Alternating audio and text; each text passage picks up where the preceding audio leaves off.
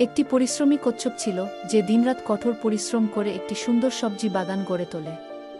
সে বাগানে টমেটো, গাজর, লাউ, কুমড়োসহ নানা ধরনের সবজি চাষ করত।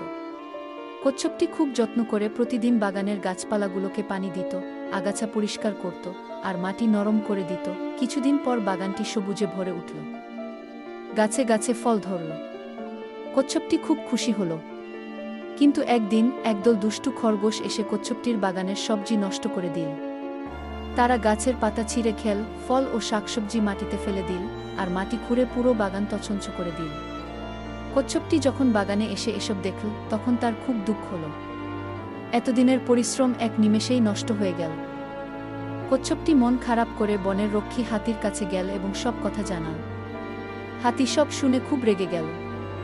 সে সঙ্গে সঙ্গে দুষ্টু খরগোশদের খুঁজে বের করল এবং তাদের ধরে শাস্তি দিল, যেন তারা আর কখনো কারো বাগান নষ্ট না করে। অবশেষে কচ্ছপটি আবার নতুন উদ্যমে তার বাগান সাজাতে শুরু করল।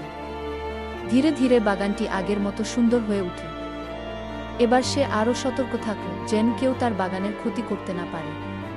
কচ্ছপটি খুশি মনে আবার তার সবজির যত্ন নিতে লাগল, আর বনভূমির অন্য প্রাণীরাও তার পরিশ্রমের প্রশংসা করল।